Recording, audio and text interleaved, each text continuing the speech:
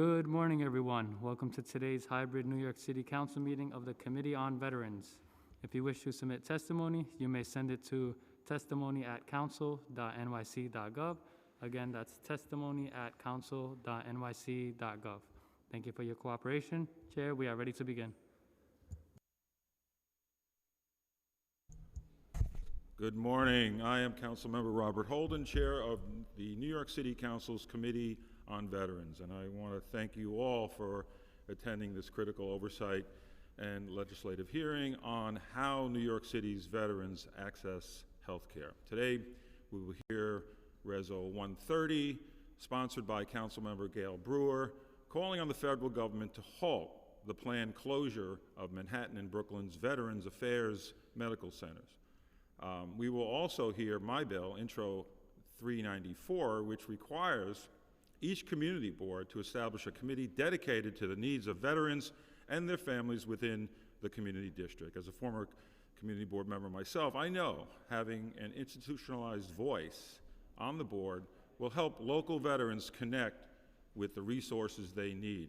And that's a serious issue that we have today with our veterans, connecting to their benefits. And certainly a community board committee can help and will help. So when I first learned about the proposed closing of the VA hospitals, I organized a letter to the VA protesting the closures. Now get this, all 51 council members signed the letter. That is never, I don't think it's happened, at least in my lifetime, to have 51 council members agree on anything, much less signing on to a letter, that is to be, and again, I want to thank my staff for that, because it's not an easy task to get all the council members in a timely fashion, get them to read the letter, get them to sign on, but they all did. So if somebody can come up with another case where 51 members signed on, I'll eat my words, but I don't think it's happened again in my memory. So that tells you what New York City feels about the closures or proposed closures of the VA hospitals.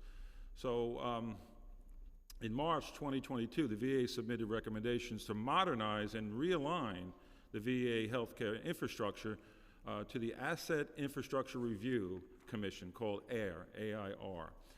The VA's recommendation for the Metro New York market include closing the flagship Manhattan VA Medical Center and partnering with an affiliated hospital to provide inpatient and outpatient services at a new location.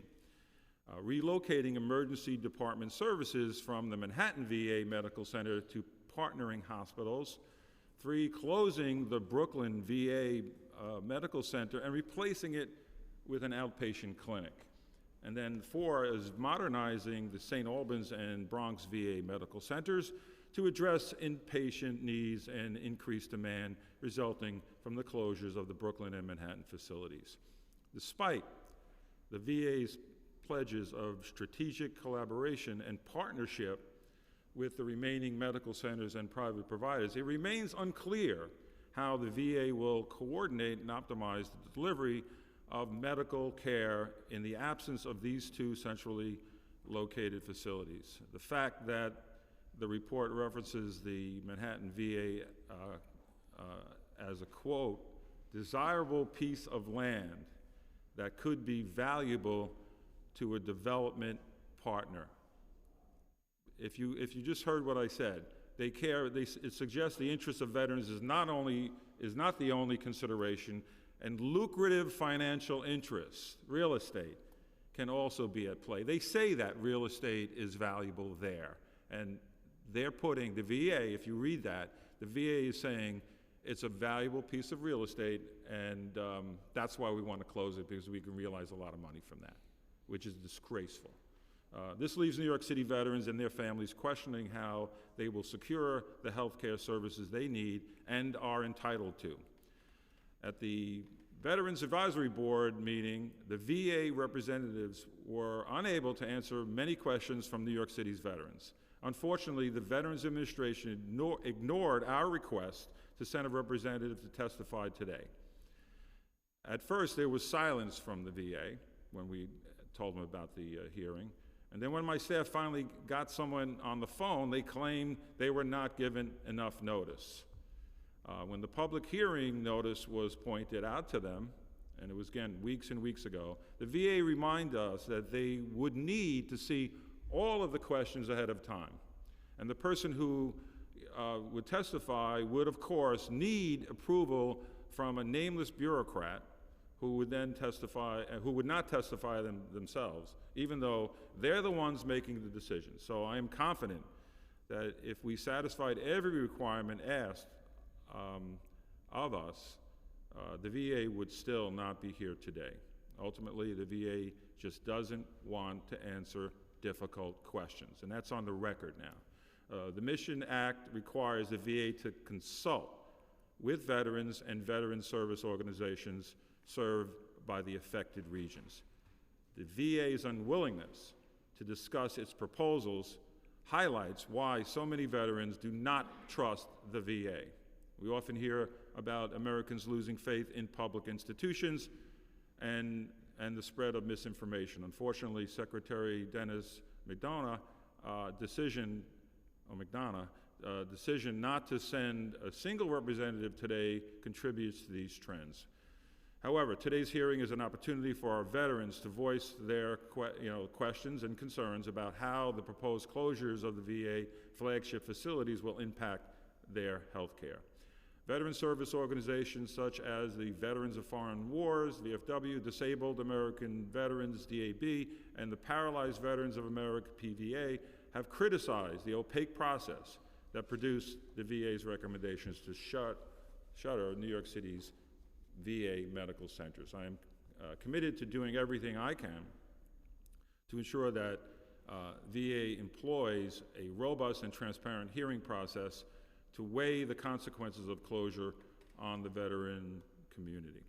I look forward to a productive conversation with New York City's Department of Veteran Services about how the proposed closure of the Manhattan and Brooklyn VA medical centers will impact the quality and availability of veteran health care in New York City and how it will affect New York City's continuum of care.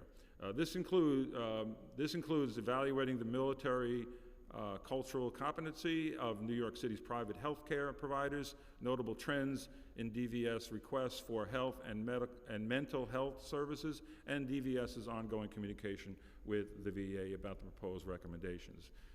And I want to thank the Veterans Committee staff for their help in assembling this hearing, Committee Counsel Nicholas Connell, Policy Analyst Elizabeth Arts, and Principal Finance Analyst Sebastian Bacci, and of course my staff, Chief of Staff Daniel Kuzina, and Legislative Director Craig Caruana. Now I would like to turn it over to, well, she's not here yet, Gail Brewer, okay? No, okay. Well, Gail Brewer said she would come and talk about her bill, so I would like to turn it over to Committee Counsel to issue the oath. Thanks. Thank you, Chair. My name is Elizabeth Arts, and I'm the Policy Analyst to the Committee on Veterans for the New York City Council. Before we begin, I want to remind those members of the public who are participating virtually that you will be on mute until you are called on to testify, but you will be unmuted by Council staff. I will be calling on panelists to testify. Please listen for your name to be called. I will periodically be announcing who the next panelist will be. Please note there may be a few seconds of delay before you are unmuted when we get to the public portion of the testimony. And thank you in advance for your patience. All hearing participants should submit written testimony to testimony@council.nyc.gov. At today's hearing, the first panel will be representatives from the administration, followed by council member questions, and then followed by public testimony. During the hearing, if council members would like to ask a question of the administration or a specific panelist, please raise your hand to alert the chair or committee staff. I will now call on members of the administration to testify. Testimony will be given by James Hendon, Commissioner of the Department of Veterans Services. Additionally, the following representative will be available for answering questions: Amari Espinal, Executive Director of Community Services, Department of Veterans Services. Before we begin, I will administer the oath. Do you affirm to tell the truth, the whole truth, and nothing but the truth in your testimony before this committee, and to respond honestly to council member questions? Great. Thank you. You may begin when ready.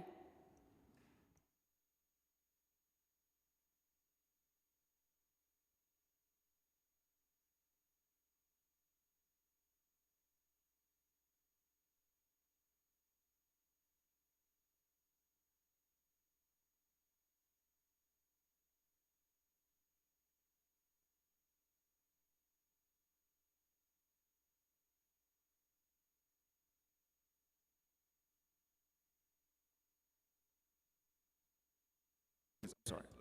Yeah, let me start over. Good morning, Chair Holden, members of the committee, and advocates, and New York City veterans. My name is James Hendon. I am honored to serve as Commissioner of the New York City Department of Veteran Services. I'm joined by my colleague and Army veteran, Amari Espinal, Executive Director of Community Services at DVS. Thank you for providing this opportunity to discuss the very important topic of veterans health care, as well as Resolution 130-22, sponsored by Councilmember Brewer, which calls on the Department of Veterans Affairs to halt its proposed closures of the Manhattan and Brooklyn VA medical centers, and Intro 394, sponsored by Chair Holden, requiring each community board to establish a veterans committee. Each of New York City's veterans and their dependents deserve access to timely, culturally competent, and high-quality health care. It is a right they have earned through their immense sacrifice and selfless service to our country. That is why the current administration firmly believes VA health care services should not be reduced in New York City. More than a decade's worth of scientific studies has established that the Veterans Health Administration delivers care that is not only equal but often superior to that available in the private sector. Earlier this year, when the VA released its market recommendations to the Asset and Infrastructure Review Commission, calling for the closure of the Brooklyn and Manhattan medical centers and the realignment of the Staten Island community-based outpatient clinic with New Jersey, Mayor Adams made it very clear that he would fight hard to keep these facilities open and properly accessible. Now is not the time to consider reducing healthcare services for veterans, especially as the Senate considers passing the Honoring Our Promise to Address Comprehensive Toxins Act of 2021, also known as the PACT Act. This important bill is aimed at improving health care and benefits for veterans exposed to toxic substances. If passed, the PACT Act will expand health care eligibility for post-9/11 veterans, affecting about 3.5 million combat veterans who are suspected to have been exposed to burn pits and other hazardous agents. In New York State alone, roughly 13% of veterans began serving during the post-9/11 war operations in Iraq and Afghanistan, and that figure is expected to rise by 22% by 2025. The potential for sweeping healthcare eligibility expansion means that VA services in New York City must be increased, not diminished. In addition, women are the fastest growing demographic among the veteran population, making up roughly 9.4% of the total force, with 2 million strong. Plus, the VA expects the number of women veterans to double by 2040. This population growth alone highlights the need for more specialized women's health treatment options, an expansion that would be stunted should any of the New York City VA health care facilities close. The VA's recommendations to the Asset and Infrastructure Review, or AIR Commission, also points to privatization to right-size the VA's footprint in New York City. However, there are significant risks associated with shifting veterans' health care to the private sector. Military cultural competency is crucial when it comes to providing care that veterans can trust, especially given the community's high rates of service-connected PTSD and physical disability. VA clinical professionals have been specifically trained to understand and care for the unique needs of our veterans, and we do not want this trust to be diminished. As the VA and Congress continue discussions about the potential expansion of care in the community for veterans, it is essential to consider private provider readiness, including familiarity with military culture. We must also focus on the negative impacts that closing these two facilities will have across New York State. The VA is the second largest federal employer in the country, and the closure of these facilities will most certainly result in job loss for New Yorkers currently employed at the Manhattan and Brooklyn VA medical centers, many of whom are veterans themselves. The VA also contributes about $1.8 billion in federal operating dollars to New York City and over $7 billion to the state. Without question, the downsizing of healthcare facilities will lessen federal investment in our city and state. The closure of these hospitals will also likely mean that New York State will be forced to increase spending on Medicaid for veterans while losing funding brought in by VA benefits. There's also concern that these closures will cause added burden on the city's hospital system, especially the facilities run by our sister agency, New York City Health and Hospitals. The burden of reduced services should not be put on our veterans. Instead, the VA's focus should be on increasing outreach so that our veterans are better aware of the services available to them at these hospitals, in addition to investing in modernization and facility upgrades at each New York City VA facility. We understand there is a long runway before the AIR Commission takes further action regarding the VA market recommendations. Therefore, we must use this precious time to advocate for what is best for New York veterans. DVS is committed to amplifying our community's voice and ensuring the New York congressional delegation understands that these facilities are vital to the landscape of veteran services in our city. We also urge the VA and the Air Commission to actively consult and collaborate with local veteran service organizations and veteran stakeholders in the Metro New York market during all future market assessment activities. The New York City Department of Veteran Services firmly supports Resolution 130, 2022, and especially thanks its sponsor, Councilmember Gail Brewer, as well as Chair Holden and committee members for taking this bold position to protect New York City veterans' access to health, to high-quality healthcare services.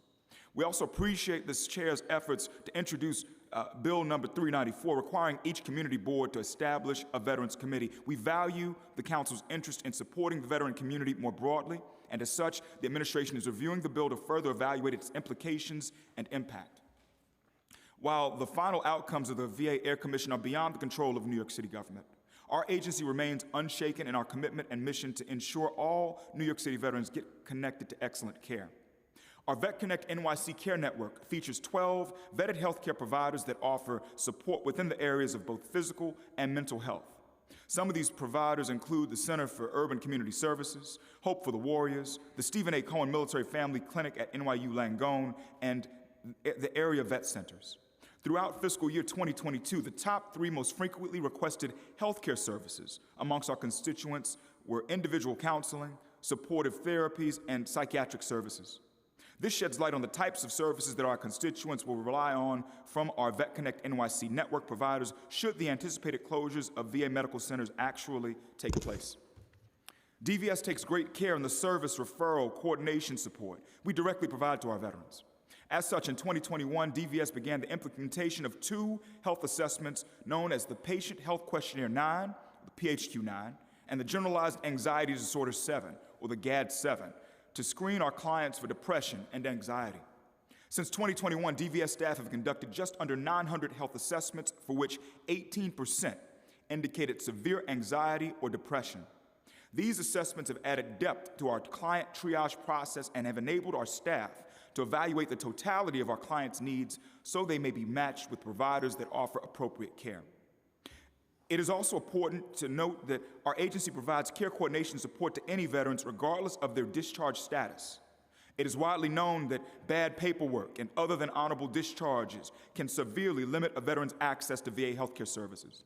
Realizing the important role that having good paperwork plays in providing a bridge to healthcare treatments, our office specifically contracts with 2 legal service providers that are also part of the VetConnect NYC provider network to support discharge upgrades. Our goal is to eliminate as many barriers to healthcare as possible. Whenever our team encounters a veteran who is not eligible for VA healthcare services, we refer them to health and hospitals for connection to the city's Get Covered NYC program that connects low-income New Yorkers to affordable health insurance coverage. Disability determination also expands access to healthcare services and benefits, which is why DVS became accredited to process VA disability claims in the summer of 2020. Since July of 2020, DVS has successfully actioned 299 claim submissions, the vast majority of which involved a claim of disability. Only 14.9% of New York City's veterans currently receive disability compensation, and we believe the number of those who are eligible may be much higher, especially if the Honoring Our Pact Act passes. Some of our most vulnerable veterans are those who are ineligible for VA healthcare services and experiencing homelessness. That is why DVS is an administering partner in the HUD-VASH program. HUD-VASH, Housing and Urban Development Veteran Assistance Supportive Housing Program, is a collaborative effort between the Department of Housing and Urban Development and city agencies that provides housing choice vouchers, or HCV, rental assistance subsidies, case management, and supportive services to veterans in need. Services provided are designed to help homeless veterans and their families find and sustain permanent housing and access health care, mental health treatment, substance use counseling, and other supports necessary to help them recover and maintain housing, stable housing. At DVS, we strongly believe that accessibility starts first and foremost with awareness. In addition to the services I just mentioned, DVS also maintains a robust website, newsletter, and printed resource guide booklet, all of which promote information about healthcare services, including VA facility locations and other wellness benefits. Shortcuts could not be taken when it comes to making sure our veterans stay healthy and well-positioned to lead purposeful lives. Now is the time for collaboration between all levels of government to make certain healthcare options for this community, to make sure that certain options for this community are not scaled back. We value the working relationship we have with the U.S. Department of Veterans Affairs and call on VA leadership to leverage DVS as a strategic partner when they consider what the future holds for VA facilities in our city. I'm happy to share that earlier this week, DVS co-hosted a community convening with the Bob Woodruff Foundation that brought together roughly 250 veterans and representatives from community-based organizations to discuss solutions for some of the issues that face the veteran population. Last, I'd like to take this opportunity to share a clear message with our community. The New York City Department of Veterans Services remains focused on serving you despite whatever may happen that is beyond the city's control. We will do our utmost to make certain you do not experience any gaps in health care or any other life services. That is our steadfast commitment. It is an honor and a privilege to serve all of you, and I thank you for allowing me to testify before you today. We are pleased to address any questions you may have. Thank you, Commissioner, for a very thorough testimony. I'll have a few questions, and then I'll get into questions from, right now, my colleague. We also are joined by Councilmember Joanne Ariola, and Councilmember Gail Brewer is just coming in. And we'll give you time to get settled, and maybe you'll jump in with your testimony on your legislation. So again, thanks you, Commissioner, and it's good to see that we're on the same page about this, and I knew you would be. And I just want to have a few questions, and then I'll turn it over to questions from my colleagues. So the 2018 VA Mission Act establishes a process for realigning and modernizing facilities of the Veterans Health Administration. Pursuant to the Mission Act of 2018, the VA Secretary is required to consult with veterans and veteran service organizations served by the affected regions. To the best of your knowledge, do you know whether DVS, local veteran service organizations, or the New York City veterans were consulted by the VA as part of the market area assessment for the Metro New York market that was included in the written report of March 2022? To my knowledge, no, we were not consulted, Mr. Chair. So, that's a first, right off the bat. And again, the reason why the VA is not here today is because they know there's been a number of missteps, and this is the first one. So the Mission Act of 2018 further requires the Air Commission to conduct public field hearings that include a veteran or a local, veteran or local officials in regions impacted by the VA Secretary's recommendations to close a VA facility. Has DVS learned of any plans by the Air Commission to hold public field hearings on these potential closures in New York City? We have not heard about any plans for these types of hearings, Mr. Chair. Okay, another aha. So we're getting into a pattern here. We're going to start. So if the proposed closures are agreed to, it is unclear how the VA will seek to rebalance and optimize the delivery of medical services between VA and community-delivered care in the Metro New York market. Has DVS received any additional information from the VA about the proposed recommendations to reset the Metro New York market? We have not, Mr. Chair. Okay, so they're batting zero. So the VA recommended replacing the Manhattan VA MC by partnering with an academic affiliate to establish a new facility offering inpatient mental health. Does DVS have any information whatsoever about which academic affiliates the VA is considering partnering with? We have no information, Mr. Chair. Wow. This is going to continue. So, has DVS engaged the local veteran community about the VA recommendations to reset the Metro New York market? If so, what are the top concerns raised by local veterans, veteran service organizations, and local providers? We have engaged the community, Mr. Chair, through already discussing it with veterans at separate events that they have, and through our Veterans Advisory Board meeting as far as being an active member there where this is discussed, and in other venues. The top issue is people don't want to lose their health care, Mr. Chair. People are afraid of the idea of not having the services they've used and depended on for years. Another piece of this is for our veterans in Staten Island and Richmond County. The recommendation is that rather than utilize services in the city and in the state, that they use the East Orange VA. And so there's a whole other situation here in asking them to go to another state and use different transportation arteries to be able to access health care coverage. That's a huge issue as well, Mr. Chair. So again, I was going to ask another question, but you answered it in your testimony. So what, again, the unique services, what new unique services do the Manhattan and Brooklyn VA medical centers provide that the New York City-based vet centers and community clinics presently do not offer? I want to, before getting deep into that, I want to be clear, it's the cultural competency that these centers have, and these are hospitals. The difference between a clinic and a hospital. Just to read through, the Margaret Corbin VA, Manhattan VA, has 27 different services it offers. The Brooklyn VA has 34 different services it offers. In contrast, when you look at the clinics, if you look at the Harlem VA clinic, they have 4 services. Look at the clinic in Staten Island, the community VA clinic, there are 13 services. I'll read you some of the hospital services, then read you some of the clinic services, get an idea of just the disparity here. Advanced nursing support, audiology and speech support, blind and vision support, COVID-19 vaccines, cardiology, dental, oral surgery, dermatology, emergency care, gastroenterology, homeless veterans care, LGBTQ plus veterans care, mental health care, military sexual trauma care, nutrition, food and dietary care, ophthalmology, orthopedics, PTSD care, pain management, pharmacy, podiatry, primary care, urology, vocational rehab and employment services, whole health services. That's just listing Manhattan VA. If we add some things from Brooklyn, because remember they have more at Brooklyn, it's cancer care, gynecology, minority veterans care, palliative and hospice care, patient advocates are there, returning service member care, suicide prevention, women veterans care. This is what we're seeing at the hospitals. When you think the VA medical centers are hospitals.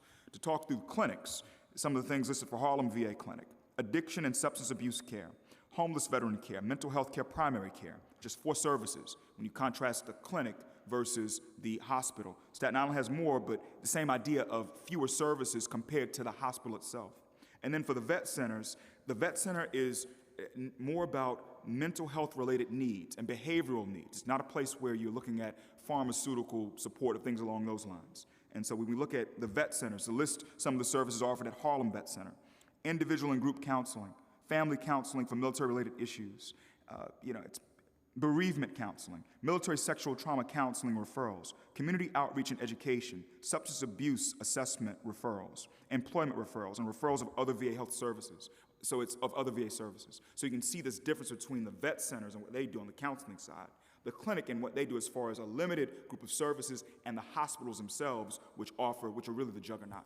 Yeah, the hospitals also have, again, like you said, one-stop shopping, and you don't have to travel all over the city or over the tri-state area. So it's so important to keep that hospital or the hospitals open. So I just want to, take time out. I would like to turn it over to Councilmember Gail Brewer to give remarks on her resolution.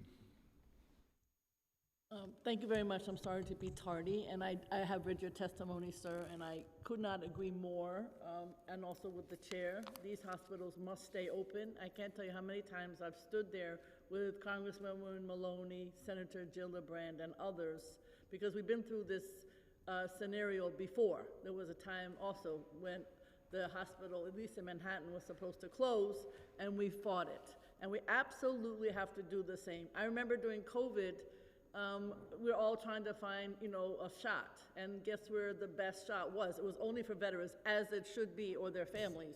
But the VA hospital was the first, the most organized, did the most outreach, et cetera. And also, I have to say, I've been there a few times when the Local 802 from the Metropolitan Opera came and performed for the veterans, and that's like heaven to be in that space. Cannot close that hospital. I know the chair feels the same way. He's actually written a letter. So I'm here, my husband is a vet. I have spent a great deal of time working on these issues. The Soldiers and Sailors Monument in our area on the Upper West Side means everything to me. We're gonna find that friggin' $50 million to fix it up and make sure that it's what it should be.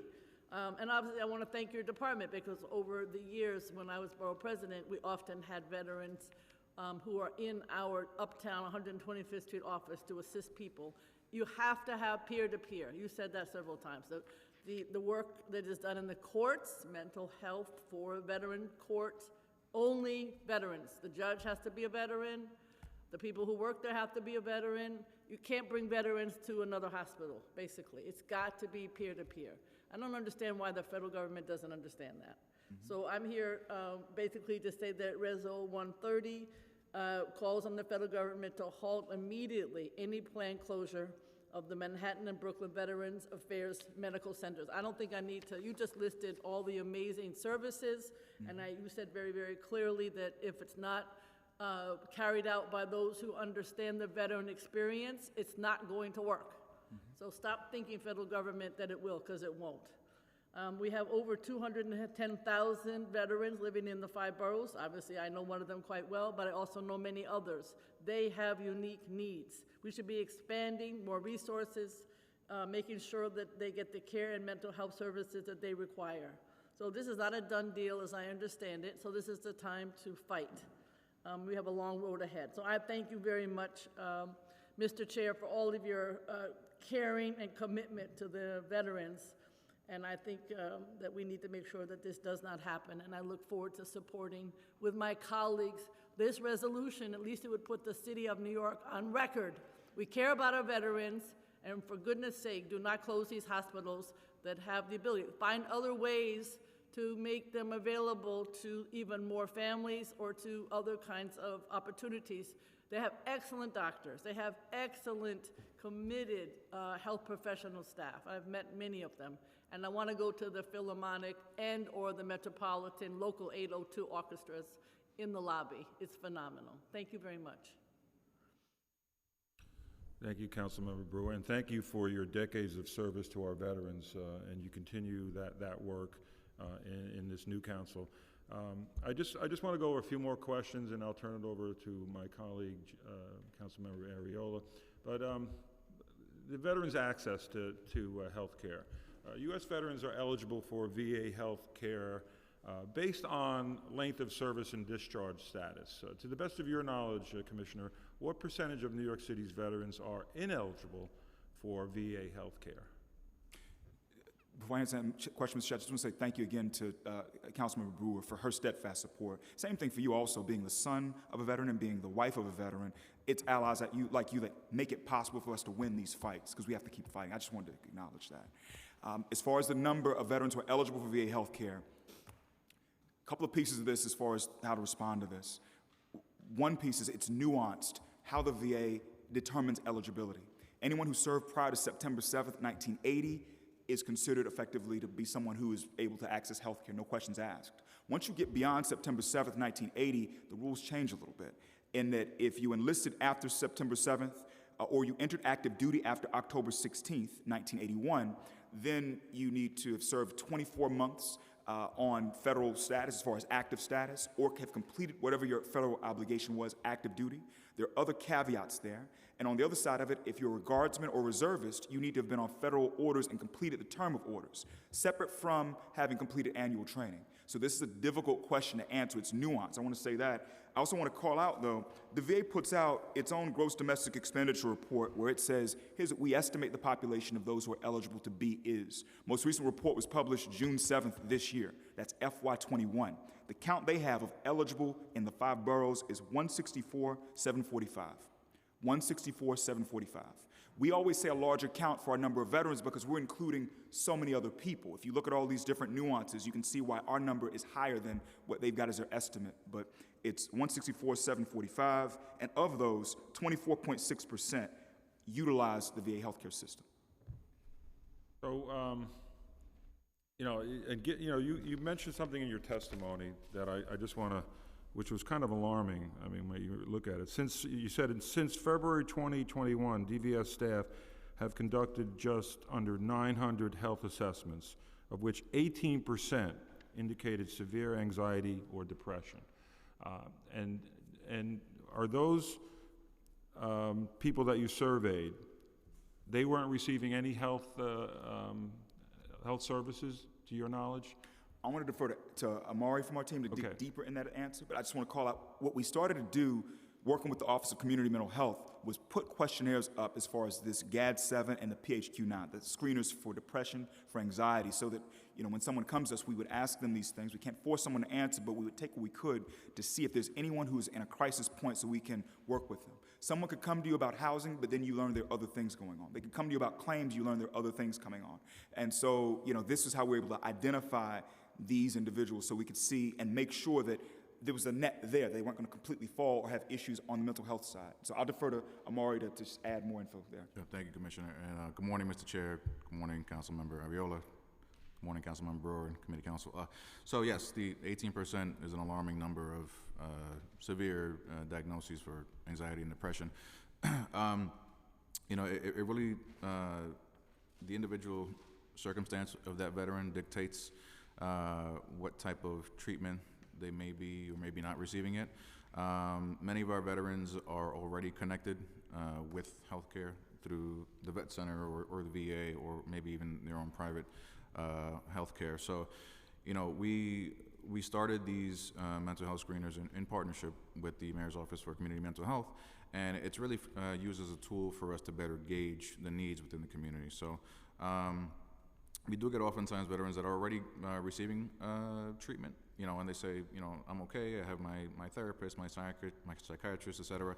You know, I'm looking for, you know, for a job, or I'm looking for help with affordable housing, something like that. So it really depends on the individual circumstance, but we still, you know, recommend certain treatments that they may not be privy to, and other community-based resources for their mental health, for their specific needs as well. Yeah, but again, in just dealing with serious mental illness, everybody knows, at least most of the doctors will tell you this, that serious mental illness left untreated always gets worse. It doesn't get better by itself.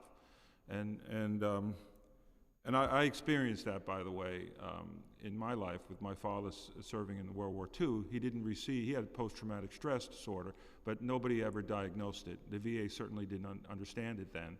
And left untreated, he had a very difficult life. So did my family. So I'm a firsthand, knowledge. I have firsthand knowledge of what happens to a family, what happens to a person who has the memories, the horrendous memories of war, and they're not treated.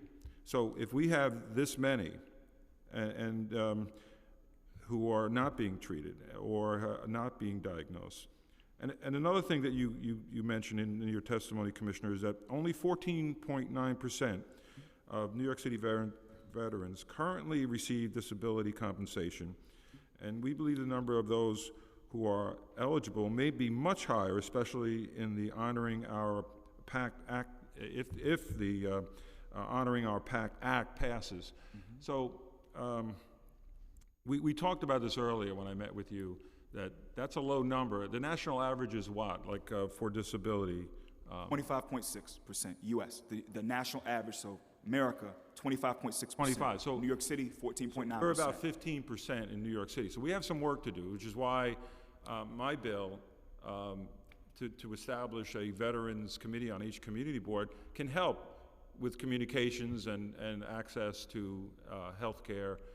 And certainly mental health care, which is very, very important, which, again, that's the most alarming part that we're seeing, and certainly in your testimony. So let me just ask a few more. Do you have any questions, Councilwoman? Okay. The Veterans Choice Act, Commissioner, of 2014 and the Mission Act of 2018 sought to streamline and expand access to private sector community-based health care for those veterans. If a veteran contacts DVS in need of a physical or mental health care referral, what criteria does DVS employ to determine if the veteran should utilize the VA's community care program instead of visiting a VA facility? Mr. Chair, just I guess the issue is the VA makes that decision of which door they push someone on as far as that, whether they go through the VA's community care program or whether they use their own internal health care assets. So unfortunately for us, it's referring someone to VA healthcare and get them in that door for it. Once they're in that door, then the VA will make that decision as to whether this person will go down the VA community care program aisle or whether they'll go down the VA Veteran Health Administration aisle, dealing directly with them. Yeah, and on that, according to a 2018 survey conducted by the RAND Corporation, only 20% of New York licensed healthcare professionals reported routinely screening their patients for a military or veteran affiliation. And only 2.3% of New York State healthcare professionals fully met the recommended criteria to be able to provide timely, high-quality care with an informed understanding of a veteran military history. So this is why, again, it's so important not to close our hospitals. So all these facts and figures point to how absurd it is to close any hospital, first of all, but certainly a veterans hospital. So what comments and feedback and patterns has DVS observed about medical practitioner readiness from those veterans who have sought treatment from providers outside the VA? We've seen veterans say, hey, look, I would rather engage with people who better understand my issues and my needs, is one piece of it. We've seen veterans who say, look, I'd rather be in a place where there's so much camaraderie when I walk into my VA medical center to be able to see brothers and sisters in arms and family members. So we've seen those types of things. And on the cultural competency point, we're trying our best to combat this, Mr. Chair. We've developed communities of practice known as our crisis intercept mapping networks in different areas within the city where we try to make sure that our healthcare providers on the mental health side and the general health side are educated on how to interact and how to engage our veterans. So we're doing what we can to try to increase that competency. But I think a key piece of it is to be able to work with someone who directly can identify with what I'm going through and to be around the community as far as be within my tribe. Yeah, I mean, I talk to a lot of veterans, and they like to be with other veterans. They like to talk, and I have a lot of VFW and American Legion posts in my district, and that's why they're still continuing, and they need to talk about the issues that they're facing, and that's how some of them receive treatment, certainly, because they talk to other veterans, and so I don't know why the VA doesn't understand this. It's amazing that they want to just scatter health services to veterans, when veterans, by the way, go to facilities, they know the doctors understand their treatment, what they need. They know, the doctors know what their problems are, certainly, and they have a history of it, rather than just dealing with a new doctor and having to go into a situation that is not best for them. Yes. Does any of my colleagues have questions? Do you want? Okay. Yeah, go. Okay. As long as we're on the topic of mental health, many of the veterans that we come into contact with, whether it's in shelter or unhoused, have mental illness. And I'm very interested in the Vet Connect program that you run. So for FY 2021, what was the total number of service requests for health-related services received by the agency? And of that total, how many of the requests were made through Vet Connect? I'll start and I'll let Amari tack onto this. And just right away, I'm going to just read information from Local Law 44 on this piece too. Thank you so much, Madam Councilwoman, for this question. For me, just the mental health client numbers I have right away, I'll be able to say. I've got the other reports I can go through, but for mental health, FY19, 44 mental health inquiries. FY20, 30 mental health inquiries. FY21, 127 mental health inquiries. Key changes here.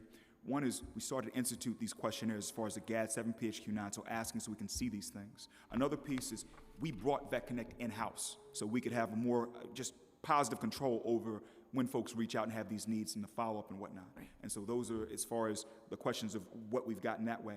As far as Vet Connect, everything we do is through Vet Connect now. So it's not a situation where a few years ago, we would track what came to us through 311 would be separate from what came through Vet Connect, would be separate from what came through people just calling the agency, et cetera. Now, everything that we receive, we process in the Vet Connect platform. That is how we triage things and account for everything. So the numbers, when I read the 127 for FY21, that's all of it in that platform. Okay. And how many service requests for mental and behavioral health services were received by the agency? And I'm so sorry, I will get you the healthcare numbers. That was the mental health. That was So mental the health. 127 for FY21, that was the mental health. I'll go through, I've got the local laws right now to get you the broader healthcare numbers. All right, thank you. Yeah. And does the agency have any information to share about the total number of service requests received? Well, no, okay, that was fine. You're saying that was part and parcel of, right? It was mental health That's correct. and The health total- services. And we have the total numbers too, just to get it down, so it's for record. FY19, total, inquiries received, 3,955. FY20, total inquiries received, 3,189. FY21, total inquiries received, 4,984. And so most recent fiscal year, 4,984 inquiries received in the agency. Madam Councilwoman. So having worked for a hospital system that had a lot of veterans programs, it's a not-for-profit, but had a lot of free services for veterans in case they wanted to come, and especially in the dental program. So a lot of it was a lot of outreach that had to be done, and then a lot of follow-up. So my question is, because it's very difficult to track our veterans, especially if they are unhoused or in our shelter system, how does Vet Connect track to make sure that there's follow-up, healthcare visits being kept, the appointments being kept? Is there a follow-up with that veteran? I'm going to defer to Amari, who runs the system, to go deep on that, but I want to be clear. When we took ownership of this, because before this was something that was contracted out as far as who dealt with all the engagement and the care coordination within, when we took control of it, it was for the explicit purpose to be able to stick the landing on follow-up, and that's a key reason why many of these numbers spike if you look at it from FY20 to 21 when we had positive control over it. But I'll defer to Amari to add more. Sure, thank you, Commissioner, and thank you for that question, Councilmember. So you're correct when you say that it is difficult to get this outcome data for the treatment that we refer our veterans to. So within the Vet Connect NYC platform, anytime a referral is made, that provider either accepts or rejects that referral. Usually if they reject it, it's because they're at capacity or they simply don't provide that service. We've been trying to gather data. It has been a challenge, though, because of HIPAA laws and various other barriers to collecting the information. But most recently, DVS has created a constituent satisfaction survey that we are sending out to each veteran that we've referred. And hopefully from that we can gather a trend analysis to really look at how that referral process is working and if, in fact, their mental health has improved. So it's something that we have fought with, to gain, and hopefully we can have some data to report back to the council in the near future on those surveys. I'm interested in the survey. How do they receive the survey? It's via email, Councilmember. Via email? Yes. Okay, so when they log in, they have an email address and such, and that's how you communicate Correct, back and yes. forth with them. Okay, I'm good, Gail. Okay, Thank you. I'll now turn it over to Councilmember Brewer. thank you. Just following up on that, I know we've tried for years when folks leave the service, coming to New York, we're trying to keep them out of the shelters, but you still don't have the ability to know who's coming to New York, right? Because that would be an example of how you could start the tracking. That's correct. That's correct, Madam Councilwoman. We know what our point in time count tells us. We're just now starting to ask this question of those whom we see. 12 months prior to being housing insecure, where were you? What we've seen is that people are giving us answers like, I was in Chicago, I was in New Jersey, I was in Texas, et cetera. So we're trying to get a handle on what proportion of our housing insecure veterans are originally from New York City versus those who come here because of this being a right to shelter place. Right. And then with that, go to the VA and say, look, will you fund us as far as expanding some of these efforts, because this is a national, we're taking care of people beyond the 5 boroughs here, but this is a very important point that we're trying to nail down. I've been Madam trying for Councilwoman. 20 years, so. I said, I've been trying to do it for 20 years. We need to work on that more, because that would help you with your tracking if you had those numbers immediately. All right, so let's keep working on that. Yep, yes, I know you talked about the Air Commission. If you could just be a little bit more specific, I know you spoke about it, and I read your wonderful testimony. The last time we went through this, did the proposal get to the Air Commission, or did it stop before it got there? And has the mayor, I haven't heard the mayor talk about this issue, maybe I missed it, but I think that we need to have a much bigger sound voice about this issue. So two things. One, where are we exactly with the Air Commission, and what can we do to be helpful, and what has the mayor done? First off, just, I got to take it from 30,000 feet and then drill down to this. I keep telling veterans, it's almost like we fight for the next generation. Like we fight for the next generation to benefit. It goes all the way back to, was it Captain Daniel Shea, Shea's Rebellion, 1786. Veterans of the Revolutionary War, protesting to get benefits. And you can keep going and going and going. We track this back. I've had veterans say, this reminds me of the fight to keep the Manhattan VA alive in 2004. Correct. Reminds me of the fight to keep VA services. It was a fight in 96. We found a fight back in 1980. It keeps going back. And so from broader strokes here, it's our turn, I hate to say this, to fight for the people who come after us to have benefit, to be able to benefit. As far as the question about the mayor, he has made public statements about this subject, just making it clear that we are lockstep with the council and lockstep with our delegation here in New York, being against any sort of closure or realignment or changing of the transportation arteries for our VA, for our networks. And then to speak on what's going on in DC right now, the commission needs to be approved by the Senate. That hasn't happened yet. And so one thing that is occurring is it seems that members of our U.S. Senate are making sure that that commission is not approved, because if they don't meet certain timelines, this entire process dies. And so that's where this currently is as far as the actual state of play with things. I hope that answers the question. No, that's your question, and we'll follow up, because now that we know that that's where the pressure point is, no commission, no closure, and that's where we should be. Yeah. All right. And I just, for the record, just to say that the statement the mayor put out was in March about this, being clear about our stance on this. He needs to do it more often, and he needs to do it louder, because the veterans, like, I talk to them also. I talk to the ones that are always disgruntled. Those are always my constituents. And they are not happy that he's not saying it enough. I'm just telling you. So tell Mr. Mayor that he has to talk about it more often. No, I appreciate you saying that. Thank you you so very much. much. We take the message. So, Commissioner, just why can't, this is an interesting question, is why can't DVS get a list of veterans who have veteran, quote unquote, on their driver's license or state ID? This might, be a way to expand outreach and connect with veterans. Have you looked at that? A couple of things. That's a great question. We have. It's just recent that the state passed legislation where the Department of Motor Vehicles will share that information with the New York State Division of Veteran Services. And so that legislation just took effect May 10th this year, as far as where they now have a data sharing program officially. We're working on a memorandum MOU with New York State DVS so we can have a data sharing agreement, so we can be able to plug into that as well to try to make sure we can identify as many of our vets as possible. Do you know when that's going to happen? I don't want to put a set timeline on it. I believe it'll happen very soon. There's a back and forth between our general counsel and their team at the state to just lock this in so we can have all that information. Yeah, that's very important to get, again, do we make sure our New York City veterans get the services they deserve and are entitled to?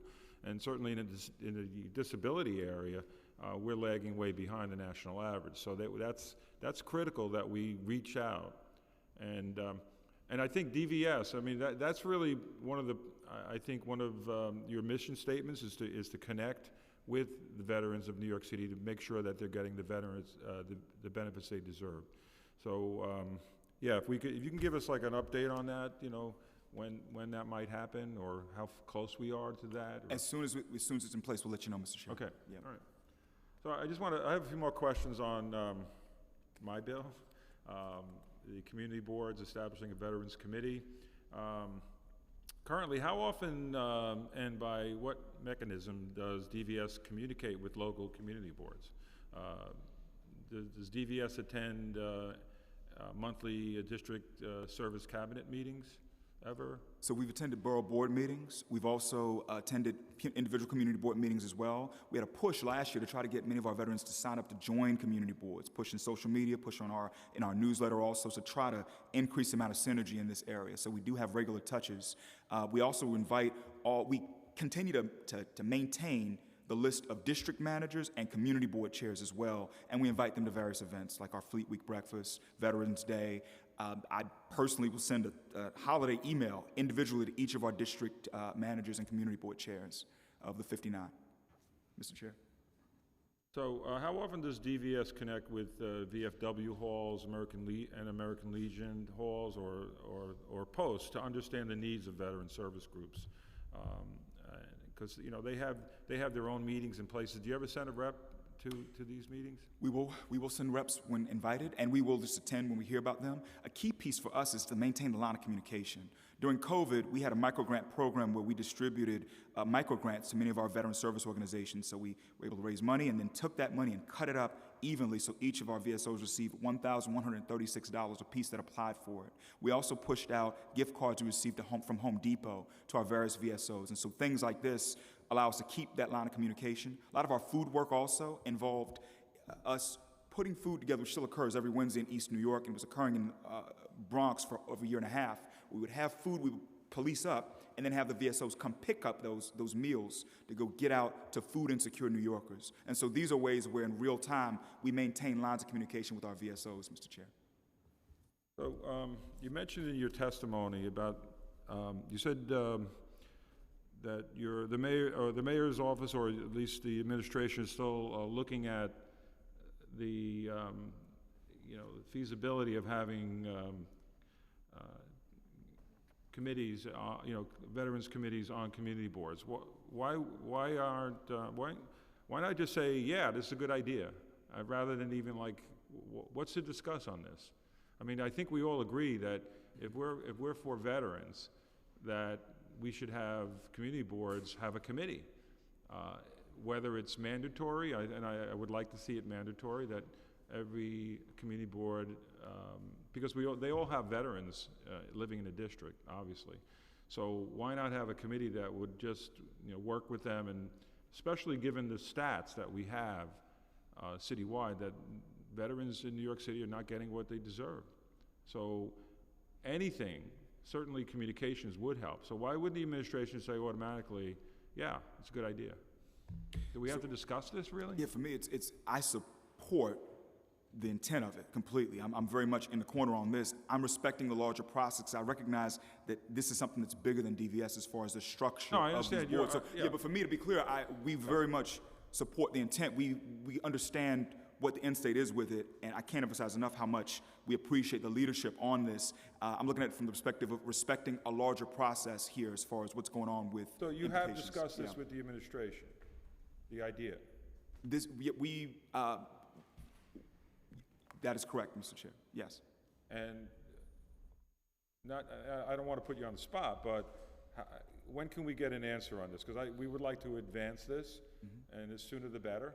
So what I would like is that we don't just go forever and then we're into the next year and still this thing is not moving. So I would like a commitment, maybe with the next hearing or even before, that the administration is willing to do this, because this seems like a no-brainer to me.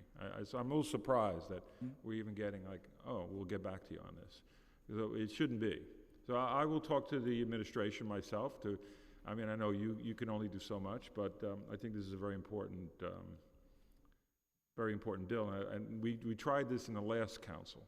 It didn't go anywhere. So I don't want the same thing to happen, because I think we introduced this 2018 to 19, and it was we had multiple council members who were supporting it, and it didn't get to a vote.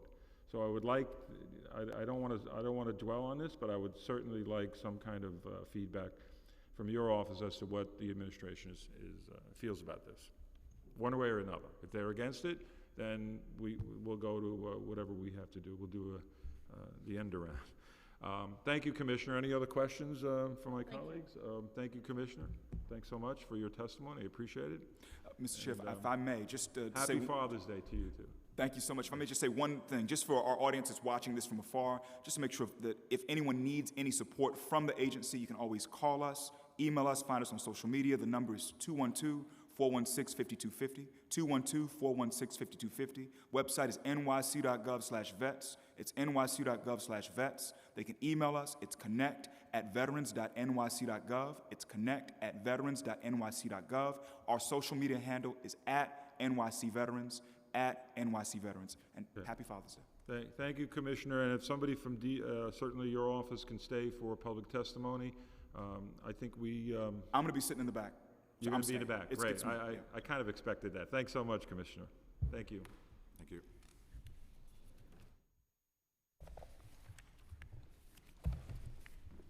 Thank you. We have concluded administration testimony. We will now turn to public testimony. I'd like to remind everyone that we will be calling on individuals one by one to testify. Each panelist will be given 3 minutes to speak. For virtual panelists, after I call your name, a member of our staff will unmute you. There may be a few seconds of delay before you are unmuted, and we thank you for your patience.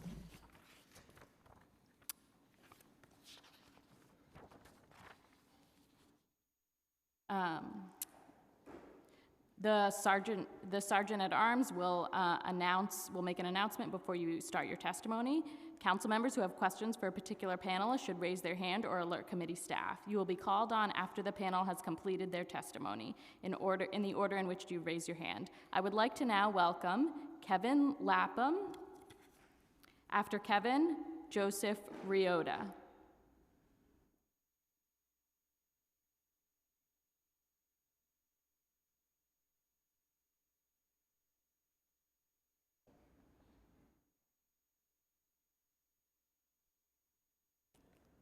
You may begin. I will try to keep this to 3 minutes. I believe I may go over a little bit. Good morning, Chairperson Holden, council members, and guests. Thank you for this opportunity to testify on behalf of the American Federation of Government Employees, National Veterans Affairs Council, in support of Resolution 130-2022. AFGE's National Veterans Affairs Council represents 283,000 VA employees, including the majority of employees at the Brooklyn and Manhattan VA hospitals, who have the privilege of caring for veterans every single day. Many of these employees are also veterans who receive their care from the VA, myself included. I'm a National Health and Safety representative for the National VA Council, the second vice president for the New York, New Jersey VA District Council, and a Desert Storm Army veteran.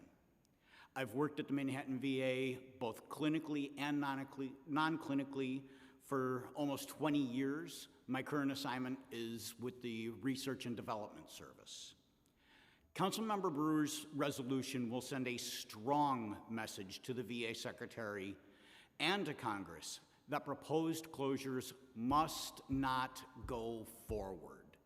What veterans deserve instead are fully staffed facilities and a true capital investment in VA infrastructure to meet the growing demands of aging veterans and veterans who gain eligibility through new laws, such as the pending toxic exposure legislation. Excuse me. AFGE and the National VA Council have waged a long, intense fight against VA privatization, and we are fiercely opposed to the proposals to shutter the doors at the Manhattan and Brooklyn VAs and to close or gut dozens of other VAs across the country. We have urged Congress to reject the Air Commission outright by refusing to confirm any nominees to the commission and by enacting Senate Bill S. 4297, which is a bipartisan bill to repeal the commission. Privatization has already weakened the VA and sent large numbers of veterans to private, for-profit providers, especially since the passage of the VA Mission Act of 2018, which created the Air Commission. Private sector providers often do not understand veterans' unique conditions and are not held to the same high standards as the VA for wait times, driving times, or quality of care. Veterans have reported that their medical records have been lost and to receiving medical bills and bad credit because of delays in VA payments to private providers. You can go on. You can go on. Thank you, sir. Closing our facilities will only subject more veterans to these hardships. Privatization has increased incrementally every year through chronic short staffing and underfunding of infrastructure needs. In my department, for example, we've lost over a third of our staff, and there's no plan to replace them. In the general preventative medicine department of the Brooklyn VA, support staff are performing double the official workload, while management seems unwilling to recognize this or to fill the 10 vacancies that have caused this strain. The recommendations are based on pre-COVID data and incorrect assumptions about future patient enrollment and private sector capacity and willingness to care for veterans. The New York market data fails to reflect all the veterans and non-veterans who received life-saving care at the VA when the pandemic overwhelmed Elmhurst Hospital, and the valuable training opportunities that will be lost if these facilities closed. In fact, the proposed closures have already caused some dietitians and social workers to leave the Brooklyn VA for other more secure positions elsewhere. The market data also fails to explain what happened to all the Superstorm Sandy funds that were supposed to repair and upgrade these facilities. The recommendations use words like reset, realign, right size, modernize to justify closing VAs and sending veterans to private sector hospitals or to VAs that will require longer, more costly travel. They also ignore the fact that not a single dollar has been appropriated to modernize or expand the Bronx or St. Albans VAs to replace vital services that will be lost, like Brooklyn's residential substance abuse treatment program. Finally, the recommendations do not reflect the full cost of closing our emergency rooms, which fulfill a unique need for veterans in crisis. At the VA, these veterans meet with specially trained VA police officers and emergency medical personnel who know how to talk them down, have access to their medical histories, and who can easily coordinate with their primary care providers. These closures would force veterans to either travel all the way to the Bronx VA or risk care at a private ER that doesn't understand the true wounds of war. At the VA, veterans feel like human beings, not just numbers. The community and camaraderie we find at Brooklyn's, that we find at Brooklyn's Homeless Drop-In Center or Manhattan's New York Harbor Club cannot be lost. The VA secretary keeps assuring employees that these recommendations will not lead to the loss of union jobs because displaced employees will be able to find work at other VAs or in telehealth. Tell that to the disabled veterans in housekeeping and groundskeeping jobs that are specially designated for veterans, and to the many healthcare workers in positions that must be done in person, such as respiratory therapy. In closing, I, the American Federation of Government Employees, and the National VA Council urge you, on behalf of the veterans who depend on the Brooklyn and Manhattan VAs, and for the dedicated frontline workers who care for them, please pass Resolution 130-2022. Thank you. Thank you. Thank you for your, by the way, thank you for your service, but thank you for a very powerful statement and of fact, obviously. But your comment on the pre-COVID data that they're using, because that's obvious that they're using pre-COVID data, because it's like the pandemic didn't happen to the VA, at least according to this. Like, we were looking for hospital beds. We were opening up Javits. We were opening up tents in the park. So were they paying attention to the pandemic? Was the VA actually, did they see this? To suggest closing any hospital, certainly we're still not out of the pandemic. This is an insult. Obviously, this is absurd. We're going to fight it, and certainly the resolution will pass. I can guarantee it, that it will pass the council, because we got 51 council members to sign on to a letter saying the same thing. And again, like I said in the beginning, it's never done. We never get 51 council members to agree on anything. Certainly, they agreed on this.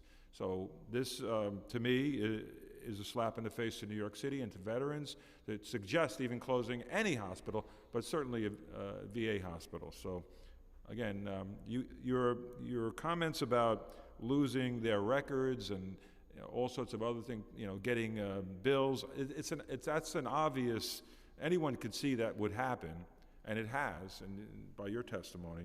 So I thank you again for terrific and powerful testimony. And if my colleagues have any questions?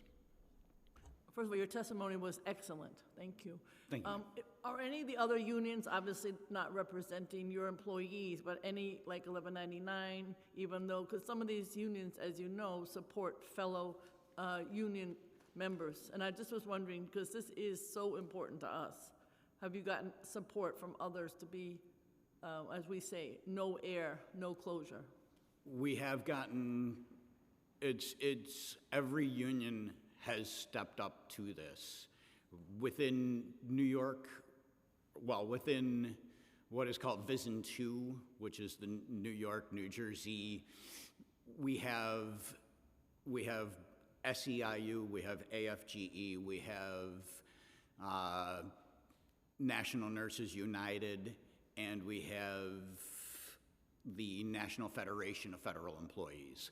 And all are speaking very much the same, that these closures need to be reassessed. They need to be repealed. This isn't the right way. Our veterans deserve better. Thank you very much. Thank you, Mr. Chair. Thanks again. Thank you so much. Thank you.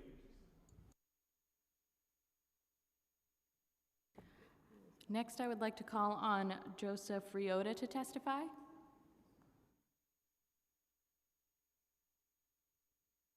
You may begin when the sergeant starts your clock. Thank you. Good morning, and thank you for allowing me this time to voice my opinion. I apologize in advance. I'm a little nervous. I've never done this before, but I have a story that I hope you won't mind hearing. So my name is Joseph Riota. I was born in Argentina, and I came to the United States in 1974. I have lived in New York since then. I love New York, and I love this country, where I became a citizen as fast as I could legally do so. I am an American by choice. I am here to support the City Council's effort to oppose the closure of VA medical centers in Brooklyn, Manhattan, and anywhere else in our city, in our state, in our country. Unfortunately, I know firsthand how VA closures and privatization will harm the care of our veterans. My oldest son, Joseph Matthew Riota, or Joey as we call him, is an Air Force veteran who was honorably discharged 6 years ago. He suffers from schizophrenia and has received care for the last 6 years at the VA centers in Brooklyn, Manhattan, as well as Northport and Long Island. As you well know, the Air Commission's recommendation would largely dismantle these VA centers, which serve tens of thousands of veterans. So then the next logical question is, where would our veterans go when we close these facilities? I will give you a real-life example where they would go. On February 16th of this year, my son was taken by ambulance to Huntington Hospital in Huntington, Long Island. Huntington Hospital is a private hospital which is part of Northwell Health Corporation. Coincidentally, Northwell Health Corporation is one of the many corporate providers that will benefit from closing VA hospitals in New York City and Long Island. Another coincidence is that the nominee for chairman of the Air Commission, Mr. Patrick Murphy, is a consultant for Northwell Health Corporation. The care that my son received at Huntington Hospital was nothing short of inhumane. I have provided details in my written statement, but I'll summarize it like this. He was there for 5 days without a shower, 5 days without a change of clothes or underwear, 5 days without access to basic toiletries. My wife and I were barred from seeing him or talking to him on the phone or making any medical decisions about his medical care. And we're not just Joey's parents, we're also his legal guardians. You can go on. Thank you.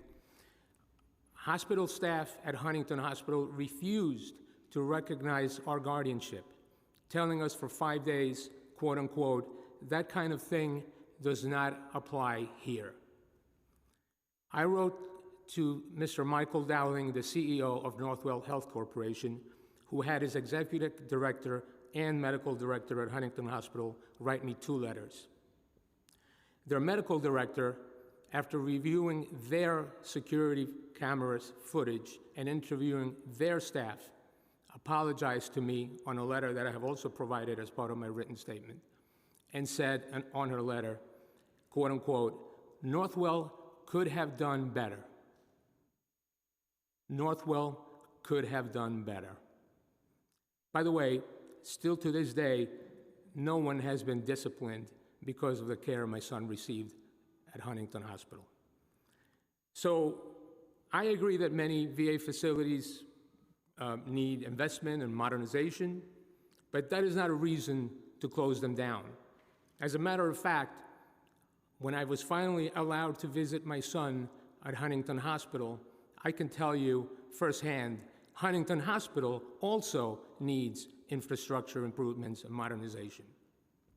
So both institutions need infrastructure and physical improvements, but firsthand knowledge, only at the VA, veterans receive compassion, respect, and outstanding medical care. Huntington Hospital, a Northwell Health facility, is a hellhole where mentally ill veterans are not allowed to shower, change clothes, even brush their teeth. And that is an example of where our mentally ill veterans will go if we close our VA facilities and replace them with Northwell facilities. In summary, none of our VA hospitals should be shut down. Please pass Resolution 130, 2022 without any delay. What we need is funding for the VA. What we don't need is a commission staffed with Northwell consultants making decisions about who treats our veterans. Thank you so much for this time. Wow, that was, thank you so much for that testimony. You gave the best example as to why we have to keep these hospitals open. And I'm sorry your son went through this horror, and your family went through it. And we will certainly look into it also as a committee. But if anybody hears this testimony, certainly the VA should have been here to hear this, because you probably gave the best graphic example that anybody's ever given, that I've heard, as to why we shouldn't, certainly shouldn't close these hospitals, but why the veterans need an experienced veteran physicians to take care of them and to help them. So, great example. I'm sorry again your son went through this, but be assured that your testimony will go a long way in helping us keep these hospitals open. And I know we will. We'll have to fight, obviously, but you gave tremendous testimony. I thank you for that. And again, I thank your son for his service. Sorry you had to go through this, but I think some good will come of this, of your testimony. So thank you so much for that. Thank you, Mr. Any Chair. other? Thank you. Next, we're going to turn to our virtual panels. Our next panel will be Derek Coy, followed by Joseph Vitti, followed by Kimberly Moore, and Dr. Ariane Lang. Derek Coy, you can begin when the sergeant starts your clock. Starting time.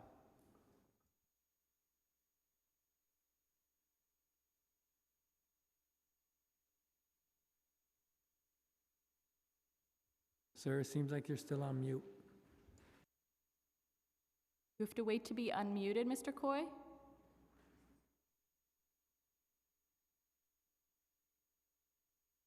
Sergeant, can we unmute? All right. One second, we're trying to, we have some technical difficulties here.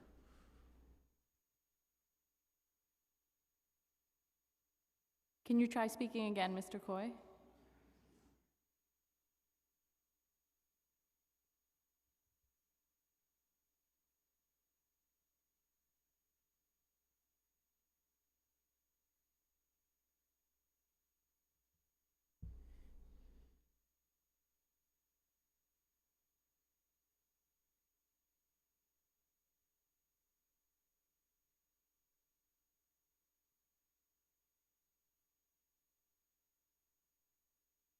Yeah, we still don't hear you.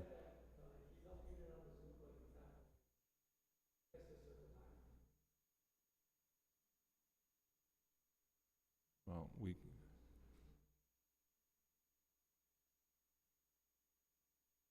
I think that we're having some technical difficulties, so we're going to come back to you, Mr. Coy.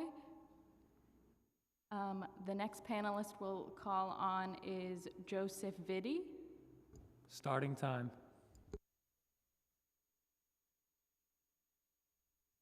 Mr. Vitti, you can begin when the sergeant starts your clock.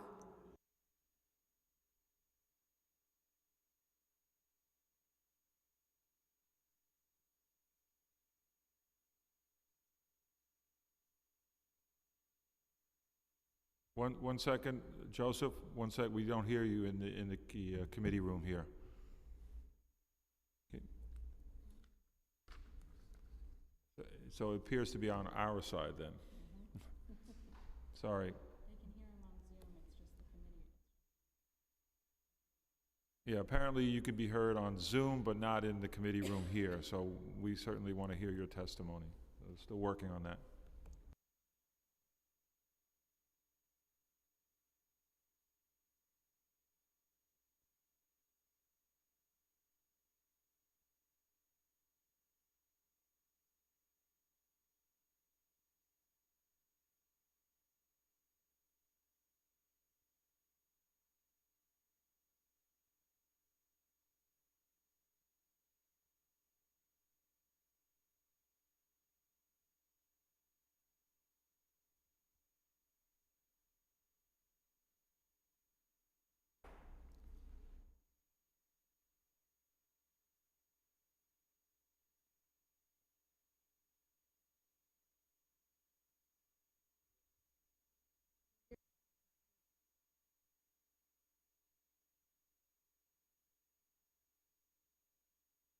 Yeah, we're not hearing. We've notified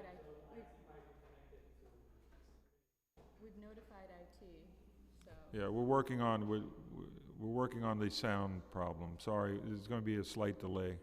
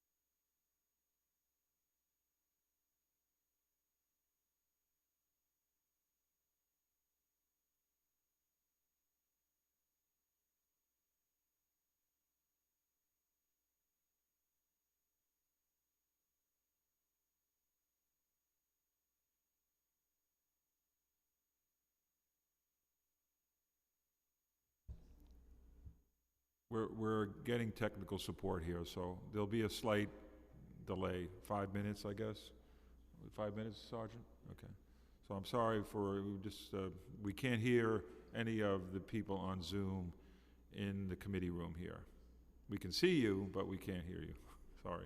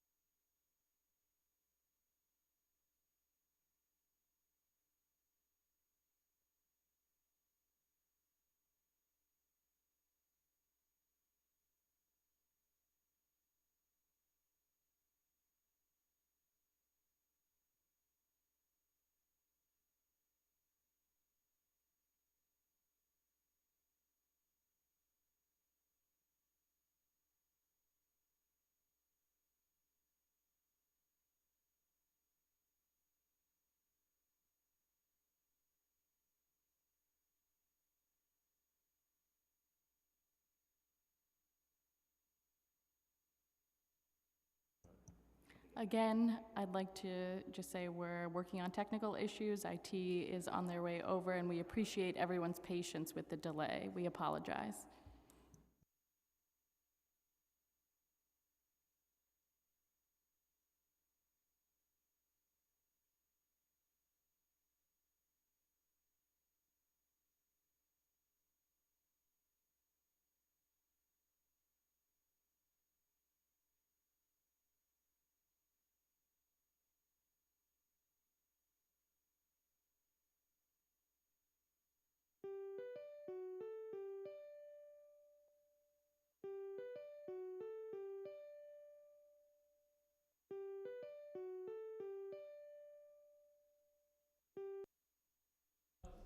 Okay, we-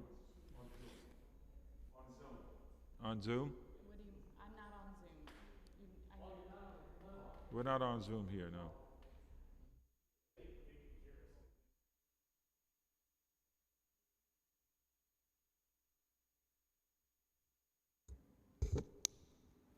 Joseph Villi, if you can if someone could unmute Joseph Villi and we can test your audio to see if it's coming through in the committee room, please.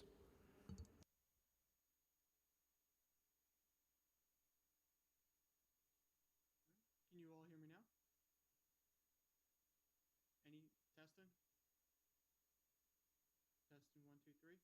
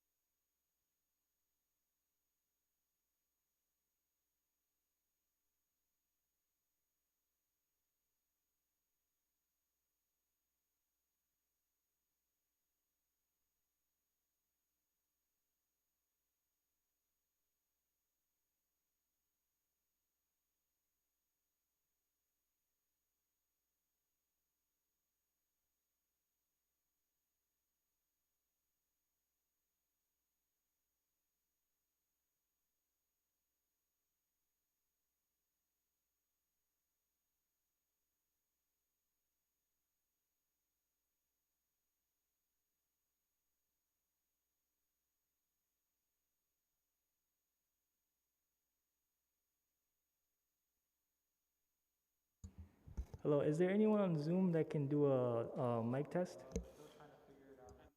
Can you all hear me now? Any luck?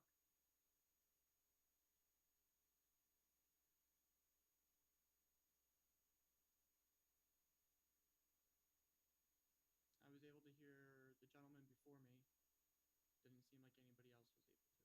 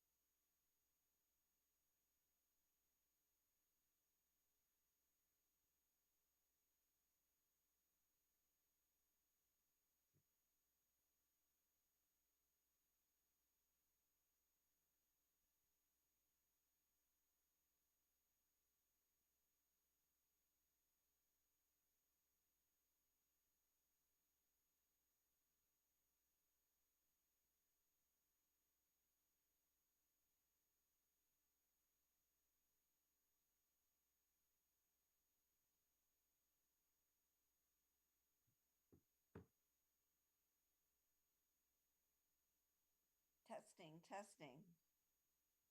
I can hear you. Okay, we heard something. Can you test it again? Testing, testing. Can you hear me? Testing, testing.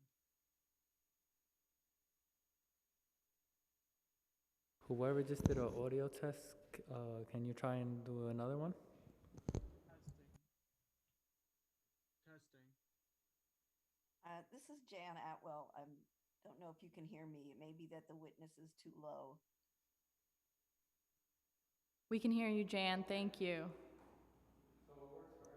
Maybe we can go back to Mr. Derek Coy and see if that will work.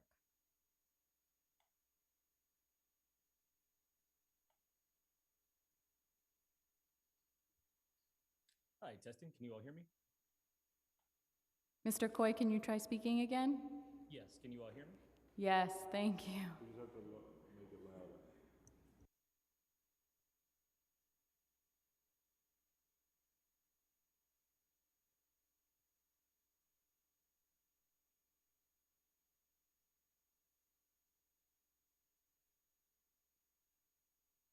Okay, Mr. Coy, I think we're ready. Can you start speaking, or let's hear it? Absolutely. Can you all hear me loud and clear? Excellent. Should I go ahead and get started? Okay.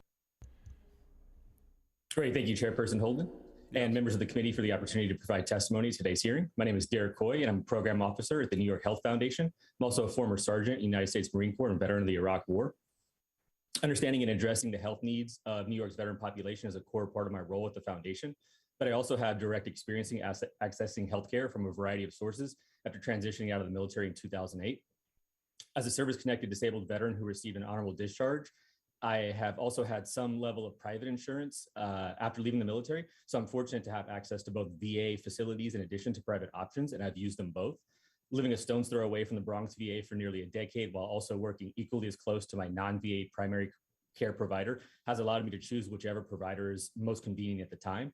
And having these options has really given me a lot more control over my healthcare decisions. My experience is reflective of what most veterans prefer. Multiple studies have shown that most veterans choose between VA and private providers based on practical reasons, like their family already receives care in one location, one option is more convenient, or they prefer the care in one compared to another. We also know that my generation of veterans, those that served after 9/11, are split nearly evenly down the middle when given the option between accessing VA healthcare or a non-VA community provider. Despite this, there are a number of factors that create challenges and barriers to accessing care. For instance, only about half of the veteran population is enrolled in VA care, as you heard earlier today. And that's because of a variety of archaic and evolving eligibility standards. And about 2/3 of those eligible will actually use this care on any given year. And this is certainly true in New York as well. And this is unfortunate considering, again, as you've heard, VA care is often on par and even better when compared to private providers' quality. VA facilities nationwide outperform community hospitals in key areas of patient experience. Studies have shown that veterans who use VA care also rely on private options for about 70% of their healthcare needs. On top of this, VA outsources about 1 in 3 of its appointments to the private sector. And again, as you've heard, private providers can come at the risk of receiving services, or using private providers can come at the risk of receiving services that do not take the military and veteran experience into account. Research by the RAND Corporation and funded by NY Health shows that less than 3% of private providers in New York State meet the qualifications for providing high quality, culturally competent care to military veterans. Because of the evolving needs of the community, lacking this experience can have grave consequences. Veterans deserve both a strong VA and high quality community-based options so that they receive the best care no matter where they go, regardless of where they choose access. Providing healthcare should not be the responsibility of one sole entity, be it VA or private providers. The onus should be shared, considering the veteran community relies heavily on both for their healthcare needs. Providing veterans with options is the right thing to do and is reflective of what this community has expressed that it prefers. Veterans themselves need to have a prominent seat at the table in ongoing research and discussions. Regardless of the final results of the restructuring process, it simply cannot be successful if the voices of veterans whose access to healthcare will be directly impacted by these decisions are not heard and listened to. Time expired. We respect and share the council's commitment to New York City's veterans. I hope you will look to New York Health Foundation as a resource for this important work moving forward, and thank you for the opportunity to provide testimony today. Thank you, Mr. Derek Coy, for your patience, by the way, and your terrific testimony. And I think we'll call the next panelist. Mr. Joseph Vitti, you may begin when the sergeant starts your clock. Starting time. Good afternoon, Chair Holden and members of the New York City Council Committee on Veterans. My name is Joseph Vitti. I'm the Senior Advisor for Veteran Affairs for VNS Health and a former USMI officer. We are the largest hospice and home health service provider to veterans in New York City, caring for over 2,200 veterans for home care services and to over 950 veterans on hospice. VNS Health's Hospice Veterans Program is a Level 5 We Honor Veterans program. This is national collaboration between the Department of Veteran Affairs and the National Hospice and Palliative Care Organization, which empowers hospice professionals to meet the unique needs of dying veterans to ensure a positive patient experience. VNS Health's Veterans Outreach Program has dedicated a team of veteran liaisons to support our veteran patients with their diverse and complex needs who come from all 5 boroughs of New York City. Through this program, we're able to expand healthcare access to veterans and their families and assist veterans in accessing their benefits, resources to which they're entitled to, and educate VNS Health staff about the unique needs of veterans and patients and their families. We're grateful for the recent $80,000 that the council included in the recent enacted FY23 budget. We had originally sought $250,000, reflecting our intent to expand outreach and connect more veterans to care.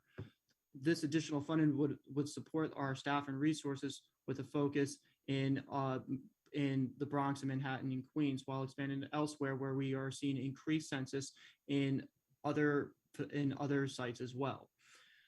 Partnerships with a strong and adequately funded VA healthcare system in New York City is essential to our work. We need one another to refer and collaborate on care to better understand the evolving needs of aging veterans and to identify and respond to these trends. Of the approximately 140,000 veterans in New York City today, approximately 71% of them are 55 and older. This community has diverse and complex physical and mental health needs that the VA addresses with a multitude of services and benefits. However, because of the complexity of the VA system and systemic poor health literacy amongst veterans, many never fully access or utilize these benefits that they need. In addition, in the post-COVID era of digital literacy and access to telehealth services, there are even more critical.